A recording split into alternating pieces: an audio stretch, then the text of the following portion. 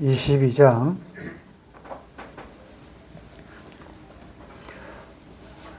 드디어 성경의 마지막 책, 그리고 요한계시록의 마지막 장에 드디어 왔습니다.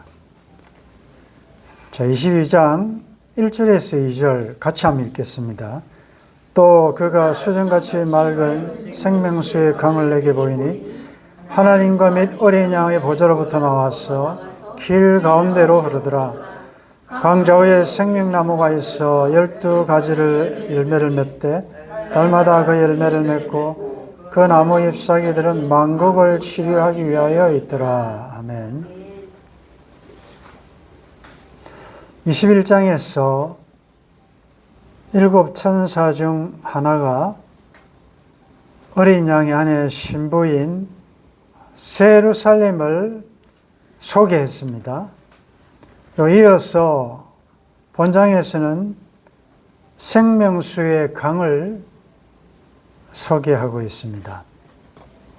이 생명수의 강을 이해하기 위해서는 첫 창조에서 하나님께서 창설하셨던 에덴 동산의 모습과 한번 비교해 볼 필요가 있습니다. 창세기 2장 8절에 보면 여호와 하나님이 동방의 에덴의 동산을 창설하시고 그 지으신 사람을 거기 두시니라. 여호와 하나님이 그 땅에서 보기에 아름답고 먹기에 좋은 나무가 나게 하시니 동산 가운데에는 생명나무와 선악을 알게 하는 나무도 있더라. 10절에 강이 에덴에서 흘러나와 동산을 적시고 거기서부터 갈라져 내 근원이 되었다는 말씀이 있습니다. 그러니까 지금 22장에 생명수의 강이 있지 않습니까? 이 강의 출발이 어디서부터 시작되었느냐? 벌써 에덴에서부터 내 근원으로 갈라졌다. 항상 성경에서 4라는 숫자는 세상을 상징하지 않습니까? 동서남북, 봄, 여름, 가을, 겨울 전 세상을 향하여 이 강은 하나님의 생명이 지금 흘러가는 것이지요. 이 강이 흘러 역사와 시대와 수많은 이 코스를 거쳐서 결국은 계시록 끝에 생명수의 강으로 합쳐진다. 자, 그렇게 여러분들이 생각을 하시고 수정같이 맑은 생명수의 강, 영생을 가르치겠죠. 생명 구원 보여주는데 그 강의 출처는 기원은 하나님과 및 어린 양의 보좌로부터 나왔다. 그리고 길 가운데로 흐르더라. 즉 영생은 구원의 근거는 하나님과 어린 양, 이제 영생과 구원의 근원이 하나님과 어린 양으로 동일하게 취급하는 것은 삼위일체 하나님을 설명하죠. 세 분 하나님은 비록 위는 세 개지만 본체시다. 나눠질 수도 없고 분리될 수도 없는 영원한 하나로 우리가 설명할 때 삼위 하나님의 사역을 따로따로 설명하지만 그 세 분 하나님은 동일한 하나님이시다. 하나님이 구원을 영원전 작정하셨고 어린 양 되신 예수님께서 그 구원을 이루시기 위하여 자원함으로 하나님과 동등됨을 취할 것을 여기지 아니하시고 자기를 비워 종이 되어서 그 구원의 완성을 위하여 이 땅에 오셔서 하나님의 모든 의로움 또 죄 문제, 하나님과 원수되었던 인간의 모든 문제를 십자가로 해결하시고 부활하시고 성천하심으로 이 모든 것을 이루셨기 때문에 그 근원은 구원의 영생의 근거는 하나님과 어린 양의 보좌다. 이것을 조금 더 쉽게 그림으로 또 설명하는 것이 에스겔이 본 새 성전에 대한 환상입니다. 에스겔서 47장에 보면 1절에 그가 나를 데리고 성전문에 이르시니 성전의 앞면이 동쪽을 향하였는데 그 문지방 밑에서 물이 나와 동쪽으로 흐르다가 성전 오른쪽 제단 남쪽으로 흘러내리더라. 2절에 그가 또 나를 데리고 북문으로 나가서 바깥길로 꺾여 동쪽을 향한 바깥문에 이르시기로 본즉 물이 그 오른쪽에서 서며 나오더라. 이 물, 생명, 영생, 우리에게 구원을 주는 이 생명수 물이 성전 문지방에서부터 서며 나오더라. 자, 이게 어디서, 이 형상이 어디서 이루어졌죠? 뚝 서며 나오더라는 말은 물이 콸콸 나오는 게 아니고 한 방울 한 방울 이렇게 쫙 성전 문지방에 나온다는 거죠. 또 성전은 하늘에 보니까 성전이 없더라. 왜? 하나님과 어린 양이 성전이시기 때문에. 그럼 예수님이 성전 아니십니까? 그러면 성전 문지방에서 물이 툭툭툭 이렇게 서며 나오는 것은 어디서 그랬죠? 네, 십자가에서 예수님이 흘리신 피와 물이 옆구리에서 뚝뚝뚝뚝 흘러나왔다, 서며 나왔다. 그 이미지가 나타나죠. 그래서 하나님과 및 어린 양의 보좌로부터 나와서 길 가운데로 흘러가고 있다. 광좌우에 생명나무가 있어 12가지 열매를 맺는다. 달마다 열매를 맺는다. 나무 잎사귀들은 만국을 치료하기 위하여 있었다. 자, 우리가 에덴 동산에서 보았는데 에덴 동산에서와 새하늘과 새 땅에서의 차이점과 공통점이 있죠. 강이 흐르고 하나님이 만드신 창설하신 기쁨, 즐거움의 상징인 에덴. 그 에덴의 회복이죠. 완전한 회복이죠. 새하늘과 새 땅. 그런데 생명나무는 보이는데 무슨 나무가 없습니까? 이 새하늘과 새 땅에는 선악을 알게 하는 나무는 없지요. 그건 이제 필요가 없어진 것이지요. 없습니다. 에스겔서 47장에 이어서 7절에 보면 내가 돌아가니 강 좌우편에 나무가 심이 많더라. 그가 내게 이르시되 이 물이 동쪽으로 향하여 흘러 아라바로 내려가서 바다에 이르니 이 흘러내리는 물로 그 바다의 물이 되살아나리라. 9절에 이 강물이 이르는 곳마다 번성하는 모든 생물이 살고 고기가 심히 많으리니 이 물이 흘러 들어가므로 바닷물이 되살아나겠다. 그리고 12절에 보면 강 좌우가에는 각종 먹을 과실나무가 자라서 그 잎이 시들지 아니하며 열매가 끊이지 아니하고 달마다 새 열매를 맺으리니 그 물이 성소를 통하여 나올지라. 그 열매는 먹을만하고 그 잎사귀는 약재료가 되리라. 어떻게 계시록하고 연결이 되지요? 강좌우에 생명나무가 있었다. 12가지 열매를 맺는다. 열매를 먹고 또 영생을 하는데 창세기 에덴 동산에서 생명나무로의 접근이 금지되었죠. 인간이 범죄함으로 범죄하지 않았더라면 이 생명나무 열매를 먹고 즉 예수 그리스도가 열매지요. 예수님이 생명 아니십니까? 그런데 인간이 죄를 지음으로 죄를 짓고 난 다음에 영생하는 열매를 먹으면 죄 지은 채로 영원히 사는 것은 그것은 복이 아니고 저주죠. 그래서 일단 죄를 지은 인간들로부터 생명나무로 가는 길을 차단했죠. 그래서 두루 도는 화영검, 지금 이야기하면 두루 도는 불칼을 두어 생명나무로 가지 못하도록 접근 금지했죠. 거기서 칼 이런 것들은 다 심판을 상징하죠. 그런데 어떻게 새하늘과 새 땅에서는 생명나무로 갈 수 있게 되었느냐?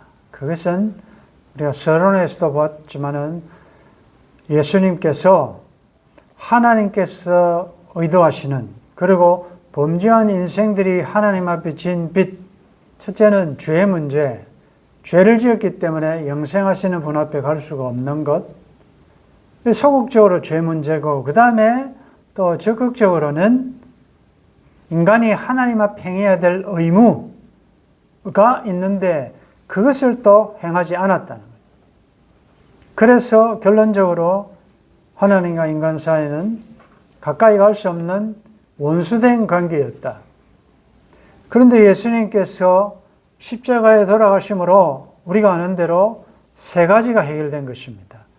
죄 문제가 해결됐지요. 예수님이 죄값을 치르셨으니까. 그래서 사망이 더 이상 왕노릇하지 못합니다. 그 다음에 인간이 행해야 될 하나님 앞에 하나님의 의도하시는 그 공의, 의를 예수님이 다 행하셨단 말이에요. 그래서 의 문제가 해결되었습니다. 그래서 우리는 의를 행할 수 없지만 예수님이 하나님 앞에 의로움이 되셨기 때문에 그 의를 믿는 우리들에게 전가하셔서 우리를 의롭다 칭하시잖아요. 그게 칭의 아닙니까? 그래서 소극적으로 죄 문제가 해결되고 적극적으로 의 문제가 해결되니까 하나님과 우리 사이에는 무엇이 발생하게 되는가 하면 샬롬이 되는 것입니다. 평화. 여러분들 구약에서 샬롬이라는 말은 그 의미는 나라나 국가나 사람이나 둘 사이에 있었던 모든 빚이, 모든 문제가 다 청산되고 깨끗하게 되었을 때 샬롬의 관계가 형성되는 것입니다. 그래서 그는 평화, 막힌 담을 다 흐시고 하나님 앞에 우리의 화목제물이 되셨다 할 때 문제를 다 주님이 해결해 주셨다는 말이죠. 그래서 이제는 우리가 담대히 하나님 앞에 나아갈 수 있었기 때문에 이제는 생명나무에 우리가 갈 수 있게 됐다는 거죠. 생명나무가 있어 12가지 열매를 맺힌다. 10이라는 숫자는 우리가 성경에서 계속 보았습니다. 달마다 열매를 맺고, 물론 이것은 좀 상징적인 의미지만은 풍족한 영생의 삶을 누린다는 의미와 함께 문자적으로 굳이 우리들에게 적용하자면 생명나무를 경험한, 즉 영생을, 생명 대신 예수 그리스도를 경험한 자의 삶에는 반드시 열매가 있다는 것이요. 생명수의 강이 있고 생명나무가 있고 내 살은 참된 음식이요 내 피는 참된 음료로다. 예수의 피와 살을 먹고 마신, 즉 예수의 생명을 가진 자에게는 생명적인 열매가 나타날 수밖에 없지요. 그러면 열매라고 할 때 다양한 적용이 있겠습니다만 가장 쉽게 성경에서 적용할 수 있는 열매하면 우리가 성령의 열매 이렇게 이야기하지 않습니까? 성령의 열매가 몇 가지입니까? 네, 성령의 9가지 열매. 그 열매가 나에게, 나의 삶에 나타나는가? 어떤 부분은 잘 나타나고 어떤 부분은 잘 나타나지 않는가? 그러면 잘 나타나는 안 되는 부분을 여러분들이 말씀과 기도로 적극적으로 열매를 맺히도록 노력해야 될 것이고, 달마다 열매를 맺는다. 시편 23편에 보면 시절을 쫓아 과실을 맺는다. 그러니 열매를 맺히지 못하는 시절은 없는 것입니다. 왜? 시절을 쫓아 늘 푸르른 생명이라는 것이, 영생이라는 것이 시간과 장소에 제지를 받습니까? 아니지 않습니까? 영생하는 생명은 항상 영원한 것입니다. 그러므로 이 생명을 가졌다면 항상 열매를 맺히는 것입니다. 좀 더 과하게 적용하면 이분은 잘 될 때도 열매를 맺히지만 겨울과 같은 환란의 구전 비바람에 부는 유라굴로 폭풍과 같은 그런 삶의 현장에서도 거기에 걸맞는 또 열매를 맺는다. 건강할 때나 아플 때나, 높은 데 있거나 낮을 때 있을 때나, 부하거나 가난하거나, 나는 어떤 형편에든 자족하기를 나는 일체의 비결을 배웠고, 자유하나 갇힌 상태에 있으나 어느 상황에서도 바울은 내가 옥에 매 있는 것이 오히려 복음의 진보가 된다면 더 좋다. 그게 이제 살든지 죽든지 그 말이죠. 여러분들, 열매를 맺힐 수 없는 상황이 있다는 그 사탄의 거짓말을 들으시면 안 돼요. 우리는 생명수의 이 피를 마시고 예수의 생명이신 예수의 살을 먹고 마시는 우리는 언제나 어디서나 늙을 때나 젊을 때나 항상 푸르른 결실을 맺을 수 있다는 것입니다. 내가 잘났어가 아니라 하나님께서 그렇게 하시겠다는 것이죠. 자, 여러분들은 지금 왜 하나님 원하시는 열매를 맺히지 못하는가? 입만 무성한 가지는 아닌가? 뭔가 열매가 있을 것 같아서 예수님이 가까이 가보니까 입만 무성한데 예수님이 먹으려고 가니까 없더라. 그러니까 교회는 오래 다녔고 타이틀은 있고 이런데 실상은 하나님 원하시는 또 하나의 열매를 바라시며 우리를 이 땅에 보내셨고 사랑받기 위해서 태어나게 했고 사랑을 전하기 위해 사셨는데 열매가 없다. 그동안에 수고한 이 포도 농부에게는 너무 죄송한 일 아니겠습니까? 그래서 다시 한번 12가지 열매를 시절을 쫓아 다양한 열매, 달마다 열매를 맺고 그 나무 잎사귀들은 만국을 치료하기 위하여 있더라. 이것은 하늘나라에 무슨 치료가 필요하다는 그런 의미가 아니고 완전한 풍족함을 누린다는 의미고, 자, 또 이것을 우리에게 적용할 때 나는 포도나무여 너희는 가지라. 조금 전에 에스겔에서도 보았지만은 그 열매는 먹을만하고 그 잎사귀는 약 재료가 되리라. 우리가 포도나무에 붙어있는 다 가지 잎이라면 여러분들은 아픈 사람에게 약 재료가 되고 치유와 회복의 삶을 살아야 한다는 거죠. 만국을 치료하기 위하여 있더라. 지난주에 제가 잠깐 소개한 지금 목사님 병원에 입원해 있는데 그 사모님께서 그 앞에 있는 그 6인실이건 그런데 그 앞에 있는 환자 저는 아직 못 봤어요. 제가 있을 때는 잠깐 또 치료하러 가고 또 외출하고 이렇게 해가지고 당신 소망이 뭐냐? 남편이 이런 상태에 있는데 소망이 뭐냐?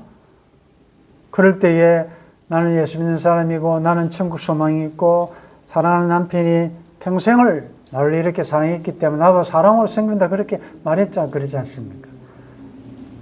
요즘 이제 아내가 가서 몇 시간씩 이렇게 교대를 하고 있는데 이제 아내가 또 그 그분이 교수로 은퇴했다고 그러는데, 이제 대화를 하는데 또 복음을 제시하는 거죠. 하와가 연약해서 하나님의 명령을 어기고 따먹음으로 타락하고 이래서 쭉 복음을 제시했는데, 이분은 어릴 때 교회를 다닌 분이 되니까,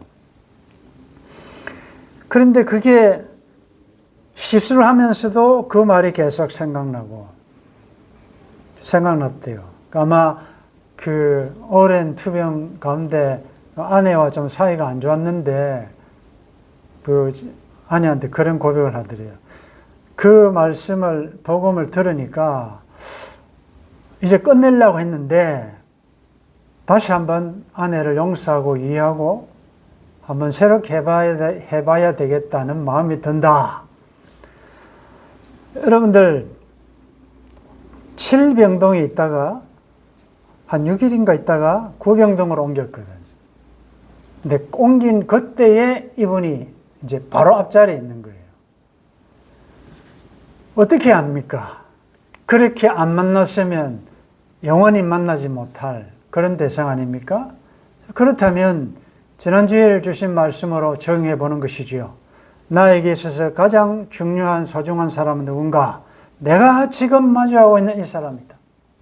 그럼 나에게 있어서 가장 소중한 일은 무엇인가? 그 사람에게 선한 일을 하는 것이다. 선행을 베푸는 것이다. 선행의 종류를 제가 쭉 설명했지요.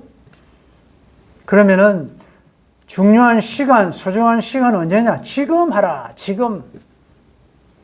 다음에 내일. 우리에게는 영원히 내일은 없다. 그러면 치유하기 위하여 만국을 치료하기 위하여 있더라. 여러분들은 직장을 가든지 어디를 가든지 여러분들은 치유와 회복의 그 아픈 상처, 어떤 상처든지 다 상처 없는 사람은 없으니까 여러분들의 말과 행동과 존재 자체가 치유하는 그 역할을 해야 합니다. 자, 오늘은 여러분들은 어떤 만남을 하셨습니까? 그 사람에게 여러분들은 어떤 선행을 하셨습니까? 뭐 있을 수도 있고, 오늘은 뭐 특별한 만남이 없을 수도 있고, 자, 이렇게 하루를 점검하고 결산하는 것입니다. 하나님, 오늘 내가 그 사람을 만났는데 이런 대화를 했습니다. 그분의 형편 사정을 잘 모르지만 오늘 제가 제시한 그 하나님에 대하여 하나님께서 또 역사하셔서 그 심령이 역사하셔서 소망을 가지고 일을 쓸 수 있게 해주십시오. 이게 우리의 하루의 수입이에요. 돈을 얼마나 벌었느냐도 수입으로 들어가지만 중요한 것은 사람 수입이라는 거죠. 그래서 그 잎사귀들은 만국을 치료하기 위하여 있더라. 여러분의 존재 자체가 치유와 회복을 지키는 삶이라는 이것을 꼭 기억하시기 바랍니다.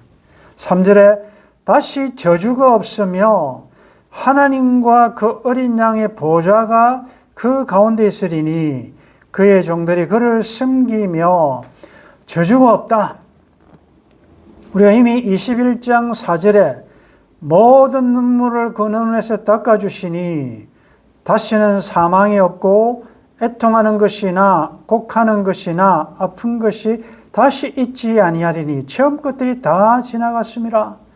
처음 하늘과 처음 땅에 속한 저주 아래에 있는 바다도 다시 있지 않다라는 그 의미대로 그 나라에는 다시는 이런 저주가 없다. 여러분들, 그런 것이 없다는 말은 무슨 말인가 하면 그 다음 절이 중요한 것입니다. 하나님과 어린 양의 보좌가 그 가운데 있기 때문에 저주가 없다는 거예요.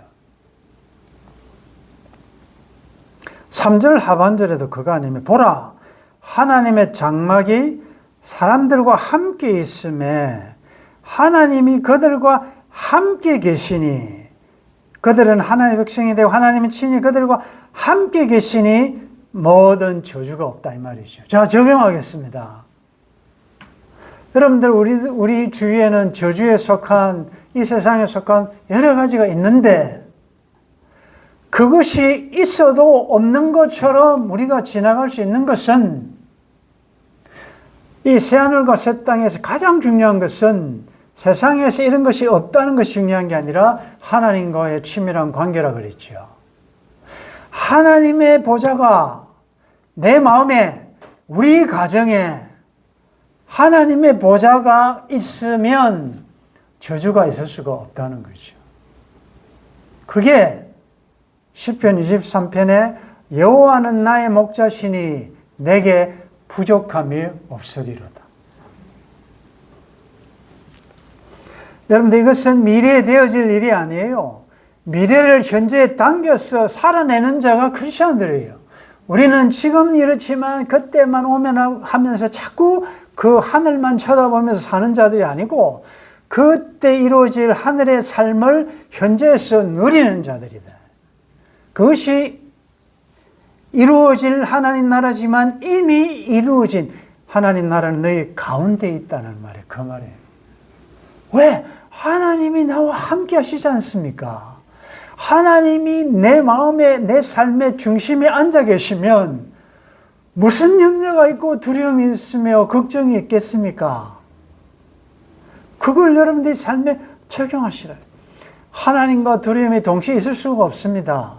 성령님이 계시면 두려움은 가야 됩니다.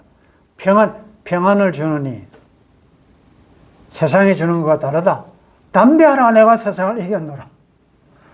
그러니까 이것을 아는 바울은 감옥에 있으나 매를 맞으나 항상 기뻐할 수 있었다는 것입니다. 그럼 바울은 그랬는데 우리는 성경을 다 아는 사람이 왜 그걸 못 누립니까? 한번 누려 보시자고요. 하나님이 나와 함께 하신다. 그래서 여러분들 두려움과 염려, 걱정이 물밀듯이 막 오고 내 병든 몸이 오고 막 이렇게 하면 그때 하나님이 내 안에 함께 계시지 않느냐라고 선포를 하시라고요. 그럼 누가 들어오겠습니까, 그게? 자꾸 우리가 뚫리는 이유가 머리로는 하나님 함께 하시지 하면서 삶의 현장에는 그걸 여러분들이 적용을 안 한다고. 그의 종들이 그를 섬기며, 우리는 하나님의 종들 아닙니까? 우리는 그 나라에 가서 놀고 먹는 게 아니라 여기 섬긴다라는 말이 서비스 아닙니까? 예배가 서비스예요. 가치 있는 자에게 서비스한다. 이 예배란 말이죠. 우리가 그 나라에 가서도 예배할 거예요. 하나님을 제사장으로서 섬길 거예요. 그러므로 그날에 하나님의 종들, 하나님을 섬기는 자들은 이 땅에 살 때 여러분들의 삶이 예배가 되게 하라는 것입니다. 일상이 하나님을 섬김으로 사람을 섬기는 것입니다.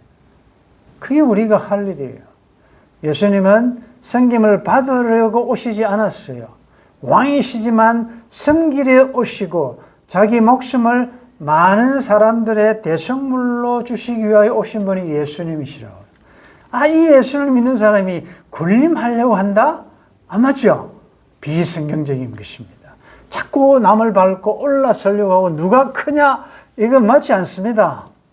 더 받을 줄 알았다고 이런 마음들, 예수님 따라가면서도 서로 다투었던 제자들, 교회에서 누가 크냐? 그건 예수님의 이 섬김의 종의 자세와는 너무 다릅니다. 4절에 그의 얼굴을 볼 터이요. 여러분들 놀랍지 않습니까? 예수님을 생각만 해도 좋은데 얼굴을 본대요. 이 의미가 뭔지를 우리는 상상할 수가 없어요. 여러분들 모세조차도 구약 당시에는 하나님 얼굴을 보면 즉사입니다. 죽기 때문에 하나님은 모세에게도 등만 보게 하시고 하나님 보러 올라갈 때 얼굴을 가리고 그랬는데 이 날이 되면 이제는 우리가 그분의 얼굴을 본대요. 와, 이거 어떤 의미인지 저 설명을 못 하겠습니다. 여하튼 우리가 하나님 얼굴을 본대요. 그리고 그의 이름도 그들의 이마에 있다. 자, 여러분 이마에 한번 만져보십시오. 하나님의 이름이 있는가 없는가? 아무리 봐도 제가 봐도 목사님에게도 이렇게 믿음 좋은 노래 잘하는 사모님에게도 아무리 봐도 이름이 없네요. 참 희한하네. 권사님도 없고 집사님에게도 없어요. 이름이라는 것이 무엇입니까? 666, 사탄에게 속한 666은 그의 소속이라는 거죠.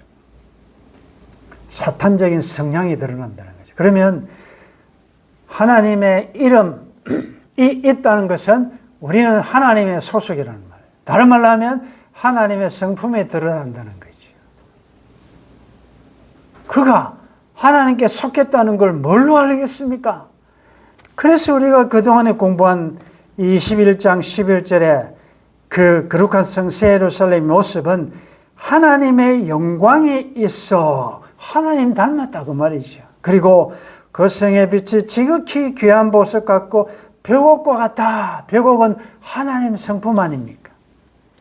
18절에도 그 성곽은 벽옥으로 쌓였고 19절에 그 성의 기초석은 각색 보석으로 꾸몄는데 첫째 기초석은 벽옥이요. 벽옥은 하나님의 성품을 나타내는 칼라라 그랬지 않습니까? 그러면 그들의 이마에 하나님의 이름이 있다는 것은 여러분들 모습에서 하나님 모습이 드러나 있는 거예요. 그럼 이것도 우리 적용하십시다. 영적으로 건강검진을 스스로 해보시라고요. 우리가 머리부터 발끝까지 종합검사하면 쫙 하듯이 여러분들 스스로가 샤워하면서 생각, 나의 생각은 하나님의 생각인가? 내가 지금 하는 말은 하나님의 공급하시는 말인가? 내 마음은, 심장은 그리스도의 심장인가?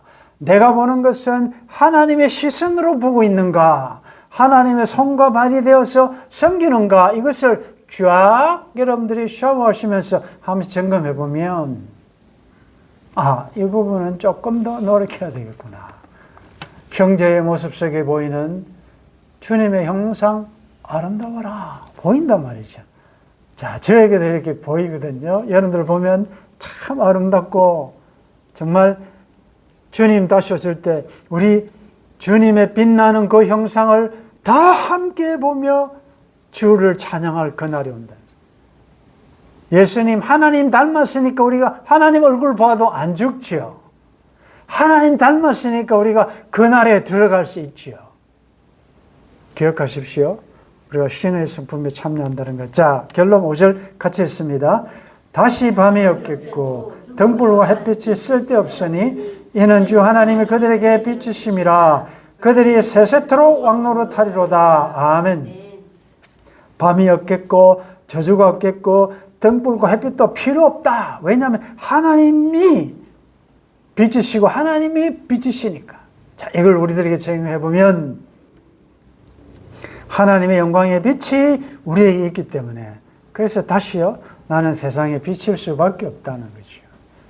우리 작은 불을 켜서 험한 바다 비추세. 여러분들은 빛으로 그 직장에 가는 것입니다. 그 가정에 가는 것입니다. 빛을 발하라. 빛을 발하라. 빛은 내가 빛이 아닌데 내 속에 계신 빛이 드러나도록 진흙과 같은 나는 무너져야 되고 부서져야 되고 보배이신 진주이신 예수 그리스도가 드러나는 삶을 살아라. 그게 빛을 발하라는 거죠. 그리고 여러분들 우리는 세세토록 왕노릇할 자들입니다. 그리스도와 함께 다스릴 자들이에요. 그러니까 이건 그날에 가서 이루어지는 것인가 동시에 이미 우리가 천년 동안 왕노릇한다 그랬잖아요.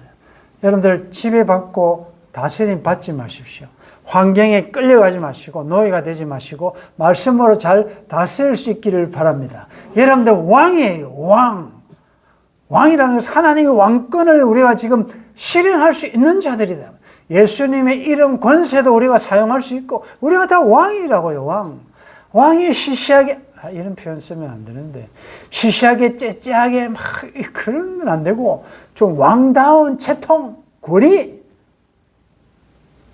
너무나도 쉽게 항복하지 말고 좀 어려움 때문에 항복하지 말고 다스리시고 영원토록 왕노릇 지금도 왕노릇하고 있다는 것을 생각하시면서 자 상상하십시오.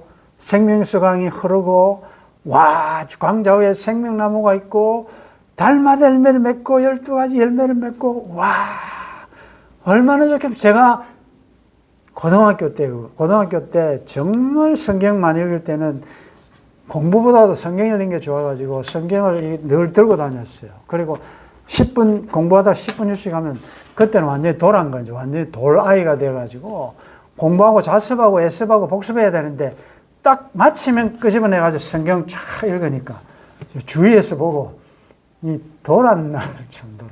그리고요 점심시간에 나오면 밖에 나와가지고 천국을 그려보는 겁니다. 어린 마음에. 천국은 어떻게 생겼을까? 이렇게 했고 하나님이 중간에 계시고 어느 정도까지는 내 논리로 추적해 가다가 어느 순간에 너무 좋아가지고 저도 한때 그럴 때가 있었습니다. 가끔씩 너무 힘들면 본향을 한번 그려보시라고요. 물론 우리가 그림으로 형식적으로 공간적으로는 생각할 수밖에 없기 때문에 그렇지만 얼마나 좋겠습니까? 다시는 죽음과 늙음과 병이 없고 아픔이 없고 저주가 없고 밤이 없고 여러분들 안 죽는다. 이제는 죽지 않고 영원히 산다. 그날이 속히 올 것입니다. 남은 광야이죠. 믿음으로 그 날을 바라보면서 믿음으로 승리할 수 있기를 주의 이름으로 축원합니다. 마지막 하나님 나라의 모습을 핍박 가운데 놓여있는 초대교회 성도들에게 보여주시면서 위로와 격려하셨습니다. 오늘도 피로한 광야길을 걸어가는 우리들에게 새하늘과 새 땅, 새 예루살렘 거룩한 성, 생명수의 강, 좌우에 생명나무가 있고 12가지 열매를 맺는 그 아름다운 모습을 보여주시니 감사합니다. 보았으니, 하늘을 보았으니 이제 다시 삶의 현장으로 돌아와 비록 상황은 변하지 않지만 변한 나의 모습으로 하나님의 영광을 드러내는, 그래서 치유와 회복을 드러내는 복된 왕같은 제사장들, 거룩한 나라 하나님의 소유된 주의 백성들 될 수 있도록 도와주옵소서. 주 예수님의 이름으로 기도드리옵나이다. 아멘.